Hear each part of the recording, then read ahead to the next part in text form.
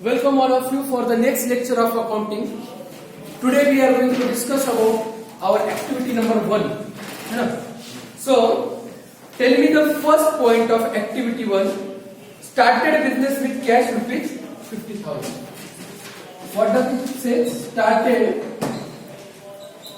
business with cash rupees 50 na?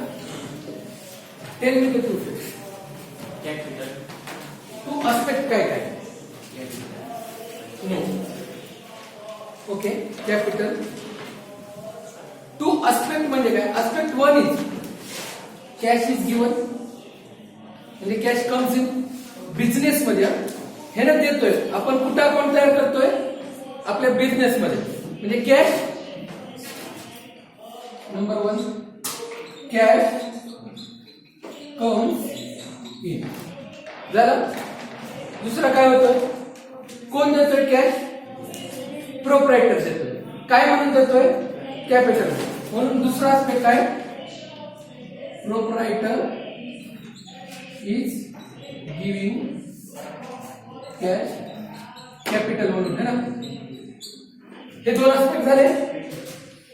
कळतंय? दोन aspect काय? टू अकाउंट सांगा मला कोणते.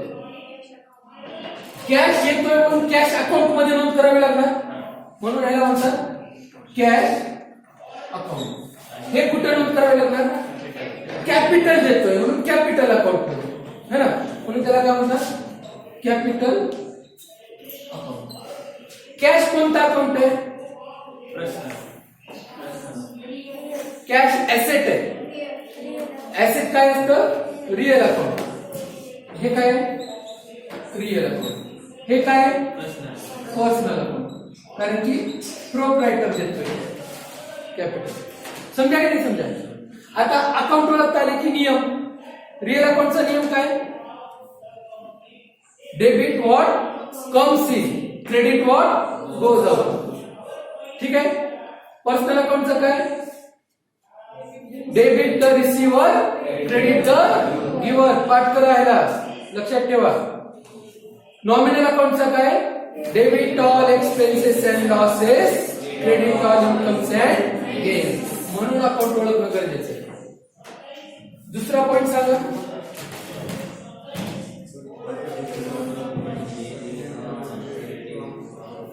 Purchased machinery on credit from Avinash. बघा हा दुसरा aspect.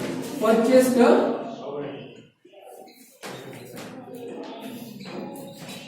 machinery on credit from Avinash ना रुपीज.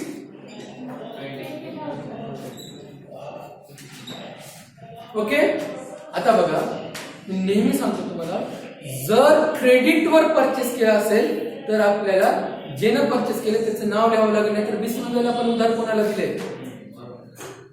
कॅशचं ट्रान्झॅक्शन झाला तर कॅश मध्ये आणि काय केलं इथं? क्रेडिट. आता काय आस्पेक्ट आहे नंबर 2 ला? इथं क्लोज झाला. दुसरा आस्पेक्ट काय म्हणतो?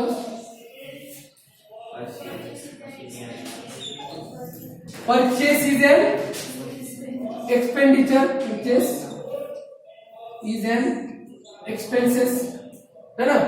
And who is giving cash? Cash लिहिलं असतं मी पण क्रेडिटवर आहे. उद्या विसरून जाऊ नये म्हणून आपल्याला लिहावं लागतं अविनाश इज गिव्हर ना.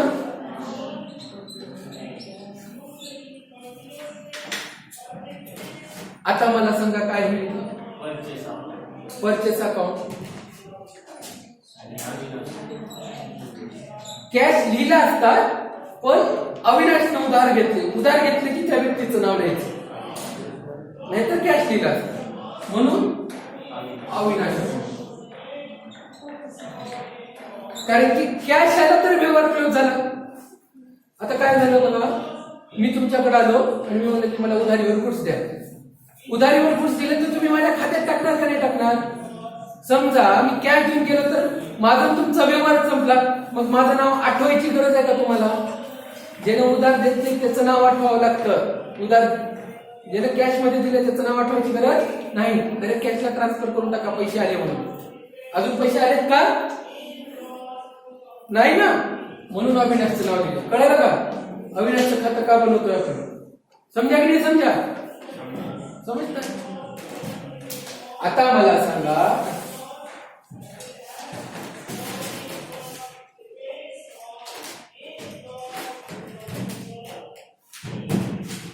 आता मला सांगा, अविनाश हा पर्सनल अकाउंट आहे का नाही? आणि तो काय देतोय? परचेस करतोय है ना. परचेस करतोय म्हणजे काय करतोय? खर्च करतोय. खर्च आहे म्हणजे काय? Nominal account. म्हणून ह्याला म्हणतात नॉमिनल. खर्च केला ना, आणि ह्याला म्हणतात पर्सनल अकाउंट. समजा की नाही समजा? आता पर नॉमिनल अकाउंटचा नियम काय? Debit all expenses and losses. मग हे डेबिट साइडला जाईल का क्रेडिट साइडला जाईल? परचेस डेबिटला. एक्सपेन्सेस आहे ना डेबिटला. Avinash personal account. Debit the receiver, credit the giver. Avinash काय आहे? गिव्हर आहे. म्हणजे अविनाशच्या क्रेडिटला देण्याकडे. सिंपल रूल आहे. असा रूल शोधावा लागतो. कळलं का? म्हणजे जर्नल एंट्री पास करताना सोपं जातं. हेच काम संपलं. आता मला सांगा पुढे काय?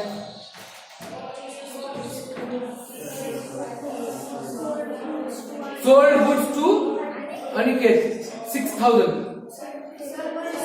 वरच राहिले ना. Okay. Purchased goods 5000 from Rahul on cash. आता काय झाले? कॅश मध्ये ना सांगा मला. सांगा मला काय? सोल्ड काय? Purchase. Purchased goods on cash from Rahul ना फॉर रुपीज. असंच आहे ना. कॅश वर 5000 सुद्धा आहे. आता परचेस केला म्हणजे परत काय होईल? एक्सपेंडिचर आहे का नाही? एक्सपेंडिचर आहे का नाही? आणि कॅश काय होतोय? चाललाय. परचेस केलं ना, द्यावं लागलं नाही पैसे. म्हणजे purchase is an expenses. Cash goes out. Purchase account, cash account. क्रेडिटवर आहे का? क्रेडिटवर आहे का? म्हणून कॅश. कळलं का? क्रेडिटवर नाही ना, कॅश मध्ये व्यवहार झाला ना. नाव याची गरज आहे का? मग हा कोणता अकाउंट आहे? नॉमिनल. हा कोणता अकाउंट आहे?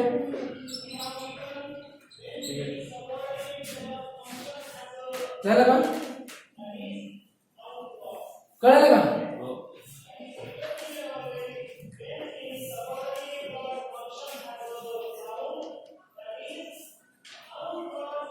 आता कोणता पॉइंट राहील? एक क्लोज झालं. कळलं नाही? इथं महत्वाचं आहे कॅश का लिहितोय, अविनाश का लिहितोय. उधार आहे म्हणून अविनाशचं नाव. उधारीवर नसेल तर कॅश मध्ये झालं तर कॅश लिहून टाकायचं. उधारीवर घेतले की अकाउंट क्लोज होते ना, म्हणून त्याच्या खात्यात लिहावं लागतं. Next, sold goods to Aniket on credit ना. क्रेडिट म्हणजे जसं उधारीवर परचेस करतो तसं उधारीवर पण विकतो का नाही, तर विकू शकतो. म्हणून लिहायचा sold goods to Aniket on credit. किती रुपयाचं?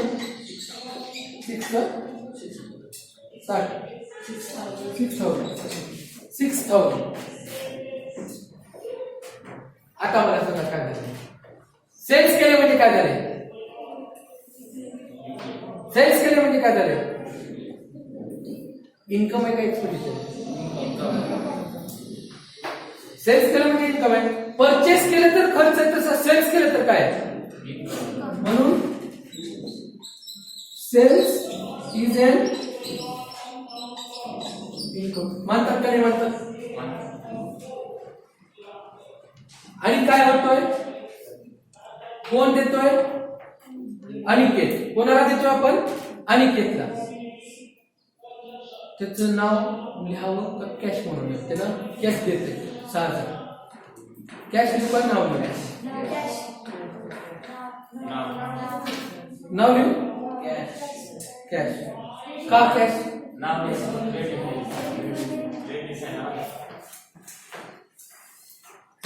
क्रेडिट हा शब्द खूप महत्वाचा आहे. उधारीवर घेतला विसरू नका. बिझनेस करायला मग त्याचं नाव लिहावं लागलं नाही, त्याच्या खात्यात लिहावं लागलं नाही बाबा तुझ्याकडून पैसे यायचे म्हणून. जसं कोणाला पैसे द्यायचे ते लक्षात ठेवताय, यायचे पण लक्षात ठेवा की रे. म्हणून कोणाचं नाव येणार? अनिकेत काय आहे? गिवर आहे का रिसिव्हर आहे? गिवर आहे ना, कॅश देणार आहे ना, बरोबर आहे. ठीक आहे.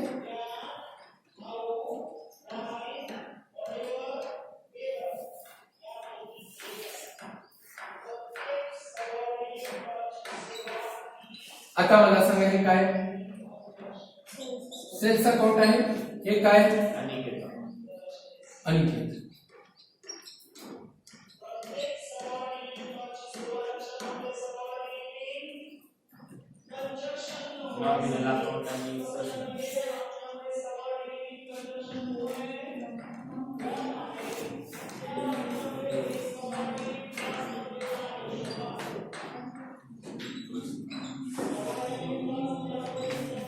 जरा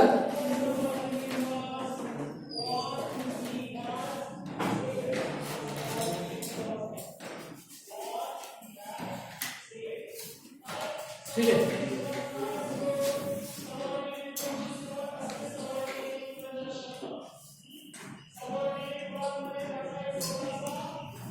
आता सांगा पेड सॅलरी काय देतोय आपण? सॅलरी. सॅलरी काय आहे कंपनीसाठी? सॅलरी खर्च आहे ना. सॅलरी खर्च आहे. टेन्शन येते का नाही सॅलरी द्यायचं म्हणल्यास? खर्च चुकवायला म्हणतो का नाही आपण? सॅलरी काय मग? म्हणजे सॅलरी एक्सपेंडिचर आहे. कशात देतोय आपण? कॅश मध्ये. म्हणजे कॅश काय व्हायला? जाने वाले कोई रोक सकता है क्या? नहीं रोक सकता. आता लिहा 5वां paid salary. Paid rupees 1. Salary चालली आहे, सॅलरी द्यायची आहे, म्हणजे सॅलरी ही खर्च आहे. म्हणून सॅलरी इज एन एक्सपेन्सेस ना. आणि कॅश goes out. सॅलरी काय आहे? पर्सनल रिअल नॉमिनल काय आहे?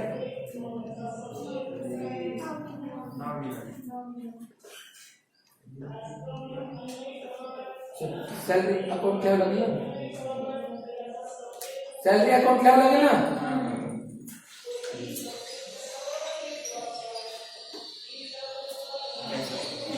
Cash account. सॅलरी काय? नॉमिनल.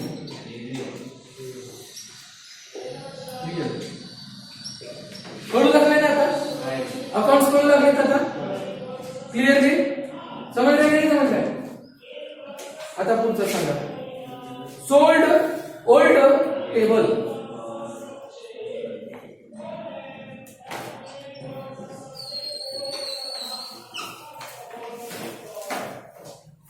सोल्ड ओल्ड टेबल किती रुपयाला?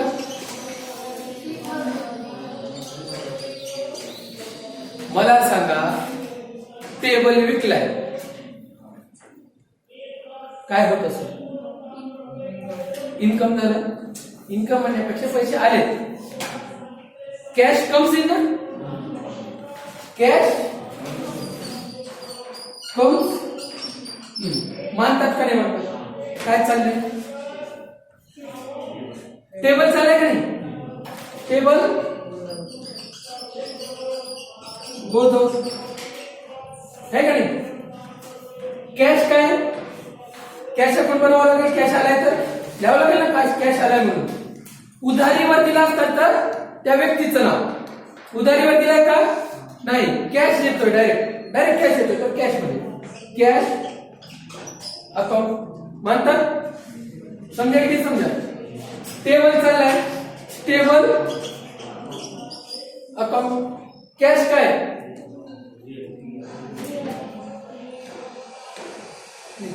बरोबर.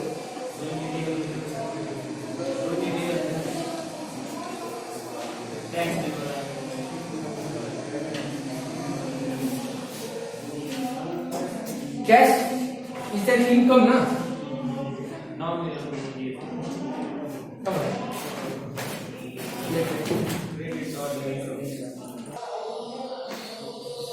सो नेक्स्ट आयटम कोणतं आहे? Analysis of transaction by applying rules on debit and credit. काय म्हणजे पहिला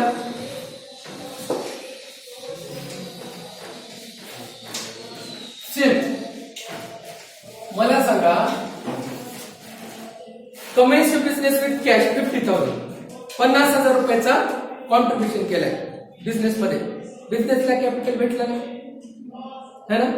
आता मला सांगा, cash come in to business कोणत्या अकाउंट मध्ये लिहिला? काय म्हणून आलाय पैसा? कॅपिटल म्हणून. म्हणजे कॅश अकाउंट आणि कॅपिटल अकाउंट जशी ह्याची एंट्री केली तशीच. कळलं? दुसरं काय?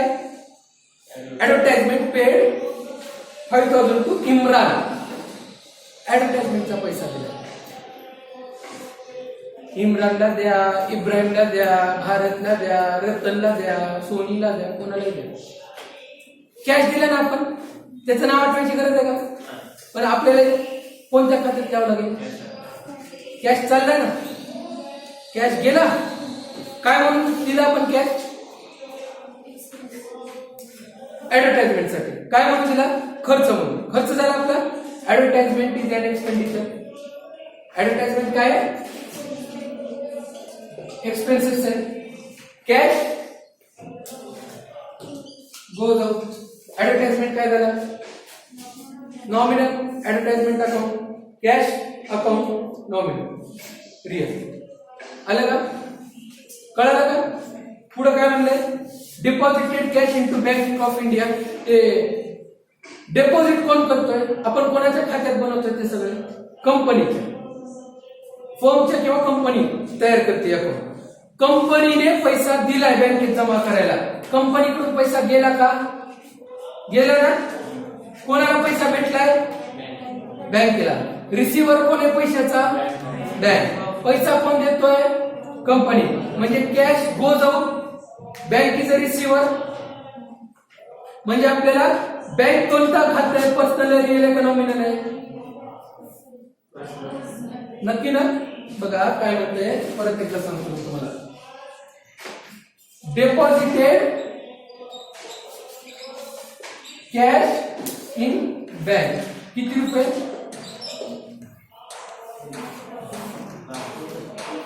10,000. बँक ऑफ इंडिया ना. 10,000 रुपये बँक ऑफ इंडिया मध्ये जमा करायचे. बँक ऑफ इंडियाला पैसे भेटले. बँक ऑफ इंडिया रिसिव्हर म्हणतात. Cash goes out. आता बँक ऑफ इंडिया कोणता अकाउंट आहे? त्याला कोणता म्हणतात? Artificial person. आर्टिफिशियल पर्सन आहे ना, म्हणून हे झालं पर्सनल अकाउंट. कॅश काय आहे? रिअल आहे, ऍसेट आहे, रिअल अकाउंट. आला का? कळालं का? कळालं का? कोणाला भेटतोय, कोण लिहितोय? कंपनी पाठवते कॅश म्हणून कंपनीकडून कॅश गेलं म्हणून कंपनीच्या खात्यात तर बोज ओपल्यावर लागेल आणि बँकेत जमा झाले म्हणजे बँकेला रिसिव्ह झाला. कळलं का? Debit the receiver bank of India account debit to cash account cash goes हो. ठीक आहे. कळलं? Purchased goods from Sunil. आता नाव दिले सुनील. किती रुपयाचं आहे? सुनीलचं नाव दिलंय. ह्याचा अर्थ ऑन कॅश दिला असतं की नाही? ऑन कॅश म्हणले का? परचेस्ड गुड्स ऑन कॅश नाही. सुनीलचं नाव लिहिलं ह्याचा अर्थ नक्कीच उधार आहे. सुनीलचं नाव लिहिलं म्हणजे नक्कीच उधार आहे. काय म्हणतं बघा? Purchased goods from Sunil. Purchased goods from Sunil. किती रुपये? किती रुपयाचे? 13,000. परचेस केले म्हणजे काय केलं? खर्च केलाय. खर्च झाला. परचेस इज अन एक्सपेंडिचर म्हणतात. फुकट दिलाय का? नाही. पण पैसे दिलेत का? नाही. सुनीलचं नाव लिहिलं याचा अर्थ सुनीलला अजून पैसे द्यायचे. नाही तर कॅश म्हणलं असतं ना. परचेस गुड्स ऑन कॅश म्हणलं असतं ना.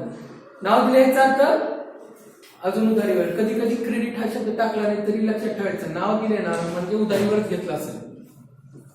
कळायला का नाही? म्हणजे पैसे कोणाला द्यायचे? सुनील किंवा है ना. आता परचेस अकाउंट म्हणजे नॉमिनल अकाउंट. सुनील अकाउंट म्हणजे पर्सनल अकाउंट. जोपर्यंत देत नाही तोपर्यंत सुनीलचं नाव आहे. कळालं का? लक्षात आलं का? क्लिअर आहे? म्हणजे परचेस हा खर्च आहे. खर्च आहे म्हणजे नॉमिनल आहे. सुनीलचं नाव लिहावं लागेल. कॅश लिहिलं असतं पण त्यांनी कॅशवर म्हणलं नाही म्हणून सुनीलचं नाव होतं. सुनील काय? पर्सन आहे. कळलं? पर्सनल अकाउंट आलं का? Next sold goods for cash म्हणजे बघा बरं इथं किती क्लिअर कट म्हणजे कॅश. सोल्ड गुड्स केले म्हणजे सेल्स इज एन काय दिले? कॅश दिले. Cash goes comes in. Cash comes in. Sales is an income. ठीक आहे. म्हणजे कोणता आहे? Real account. कॅश हा रिअल अकाउंट आहे आणि सेल्स हा झाला. कळालं? रिसिव्ड कमिशन पैसा आलाय है ना. आणि commission is an income. Cash आलाय रिअल अकाउंट. काय म्हणून आलाय? कमिशन म्हणून. कमिशन काय? इन्कम. इन्कम काय? Nominal account. कळालं ना? आता कळू लागले तुम्हाला. अवघड नाहीये. अकाउंट ओळखता आले गोल्डन रूल्स अप्लाय करता येतात. अकाउंट ओळखता नाही आले गोल्डन रूल अप्लाय करता येत नाही. आता तशीच ऍक्टिव्हिटी दिली आहे तुम्हाला. तुम्ही सोडवा ती ऍक्टिव्हिटी आणि मला सांगा. चल